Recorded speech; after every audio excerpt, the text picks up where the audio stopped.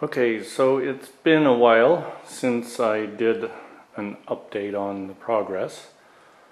And I wanted to get it when there was a bunch of pretty red PEX tubing laying on the ground, but I forgot to do that. And it was all happened very fast. You can see right there is a piece of the tubing, which is just half-inch tubing, and it's running back and forth across the floor on about 1 foot centers. So the whole living room is gutted, the kitchen is now gutted and gone. The dining room, I didn't secure the PEX tubing down to, I put some 2x4 wire mesh down over the 2x6 floor. There's the tubing runs coming up and out. But I didn't tie the tubing down to the wire mesh as often as I probably should have. And we just floated the concrete, it's about 1 inch thick, to the top of the PEX tubing and pressurized the PEX tubing in case it got punctured during pouring the cement and pushing stuff around, and it didn't. So it just stayed pressurized. And but in a few places the tubing, because it's kind of stiff and comes in a coil, so you have to straighten it out, it floated up, and that made for a bump, and one of the worst ones was right over there. So we laid down a thin layer of cement and screeded that out flatter, so that tomorrow or the next day when we lay tile over that, the base is a little flatter, because if the base is flatter, then the tile laying goes much faster. So this is the main water wall, and the gas water heater went upstairs, which is right overhead here, and so did the washer and dryer that were over in this room. They used to be a separate room.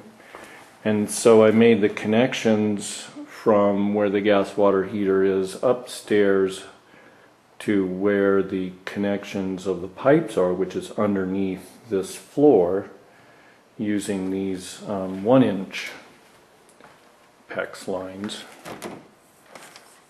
So you get a scale. And then these are the different drain lines and vent lines and electrical lines and so on and so forth. So I had to disconnect the stove and oven and hot water heater that were all 220 circuits. And we ran the plumbing, the PEX lines pretty much everywhere.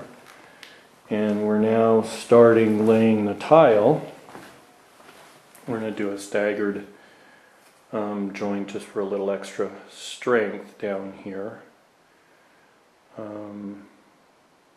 flexure, and so it's going pretty well. Did the first cuts around something where I actually had to use the saw, and then I had to cut those pieces in half, and I'm doing it pretty much like I showed in the other video, where I'm just using a $5 glass cutter instead of a $90 tile cutter, and it seems to work. I did get the diamond wet saw for cutting the joints, and so we started in the corner.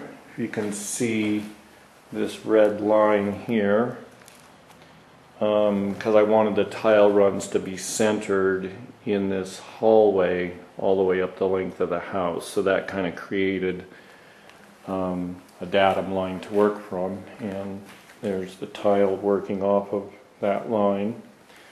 And then I created a 6, 8, 10 perpendicular line over here, which is coming down into the little closet space that will probably one day become the new front door.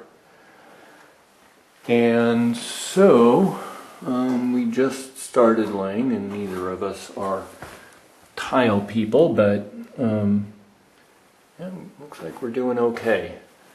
even the reflections are looking pretty uniform.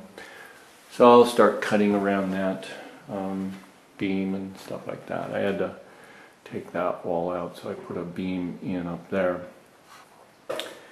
And so with that, the tubing ought to be able to heat the house. And then the range will go here. There's the new gas line plumbed in.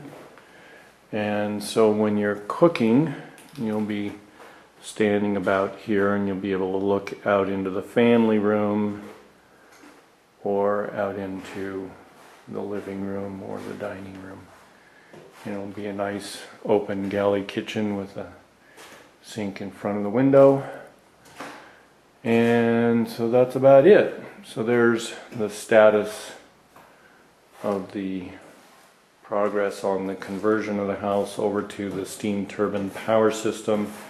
And this installment is all about putting the PEX tubing in under the tile in order to do the hydronic heating.